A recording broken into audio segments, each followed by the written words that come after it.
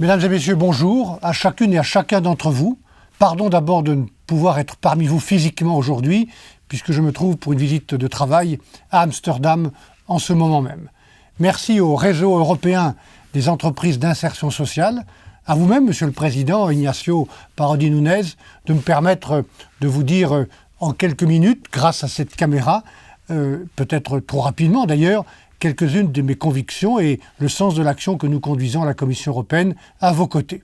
Vous le savez, j'ai depuis très longtemps, avant même d'ailleurs de revenir à la Commission, la conviction que les entreprises sociales, et en particulier les entreprises d'insertion, ont un rôle moteur à jouer pour faire naître cette nouvelle croissance en Europe qui doit être évidemment une croissance différente de celle qu'on a connue avant la crise. Elle doit être plus verte, plus moderne, plus innovative, mais aussi plus juste.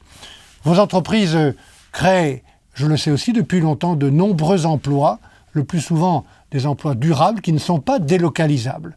Elles représentent, je le pense, un atout majeur pour le développement économique des territoires où elles sont implantées et aussi pour la cohésion sociale dans ces territoires. Vos entreprises donnent leur chance à des personnes qui sont sans cela durablement à l'écart du marché du travail. Elles apportent une contribution importante, encore une fois, à l'inclusion sociale, autant qu'à la réduction des inégalités. Enfin, vos entreprises sont dynamiques, elles sont compétitives d'un point de vue économique, elles soutiennent les efforts des pouvoirs publics et contribuent, je le répète parce que c'est important pour moi, à cette cohésion sociale sans laquelle, de mon point de vue, il n'y a pas dans la société, dans les entreprises et dans la société, il n'y a pas de performance économique durable. Monsieur le Président, Mesdames et Messieurs, pour toutes ces raisons, l'Europe devait donner un élan, un appui aux entreprises sociales. C'est ce que nous avons voulu faire il y a maintenant près de 3 ans, en travaillant à une stratégie en faveur de l'entrepreneuriat social. C'est en octobre 2011 que j'ai, au nom de la Commission européenne, avec mes collègues M. Tajani et M. Andor, rendu public cet agenda et cette stratégie. Cette feuille de route, dans ce petit document que vous connaissez, elle comprend 28 actions et un même objectif, mettre les outils du marché unique, c'est pour ça que nous y avons travaillé avec plusieurs commissaires, au service des entreprises sociales pour leur permettre de se développer et puis aussi, je le crois, d'inspirer, de donner l'exemple pour d'autres secteurs économiques. Vous le savez aussi, nous avançons sur cet agenda depuis maintenant 2 ans de manière concrète. D'abord, et c'est le premier point, nous voulons améliorer l'accès au financement des entreprises sociales grâce à l'action des fonds structurels, mais également au-delà des fonds publics en augmentant leur attractivité pour les investisseurs privés. Grâce aux efforts du Conseil des ministres d'un côté, du Parlement européen de l'autre, je veux saluer d'ailleurs le rôle de Mme Sophie Oconi qui était le rapporteur de ce texte, le Fonds européen pour l'entrepreneuriat social est opérationnel depuis le mois de juillet dernier. Nous espérons désormais qu'il puisse drainer davantage d'épargne de capitaux privés vers les entreprises et notamment les entreprises d'insertion que vous représentez, qui doivent y trouver de nouvelles ressources pour leurs projets et pour leur développement. Deuxième chantier, nous voulons simplifier l'environnement réglementaire des entreprises sociales.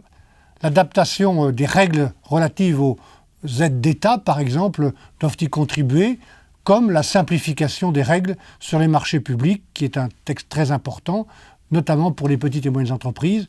Et puis, autre exemple de cette simplification ou de cette valeur ajoutée de meilleures règles, le statut européen pour les fondations.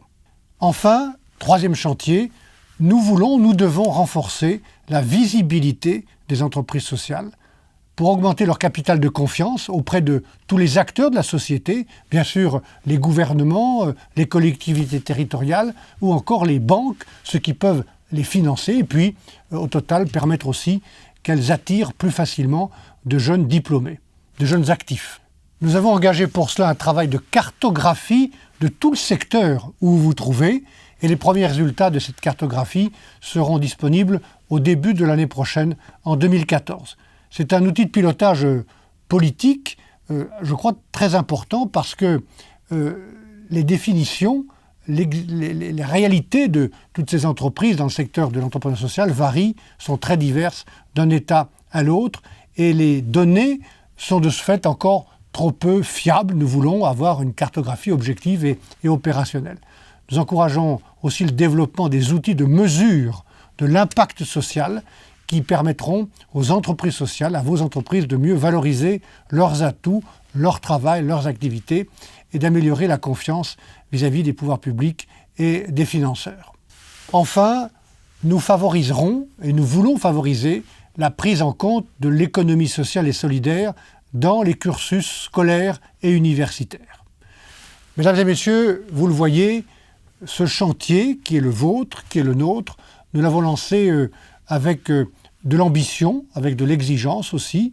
Le changement des règles, des comportements prend évidemment du temps, surtout à l'échelle de cet immense espace économique et social de vie en commun qu'est le marché unique de 500 millions de citoyens, de consommateurs, de 22 millions d'entreprises, parmi lesquelles se trouvent vos entreprises. Mais nous progressons, comme d'ailleurs le démontrent les avancées récentes sur les marchés publics, leur simplification, avec aussi en particulier l'extension du champ des marchés réservés aux entreprises d'insertion.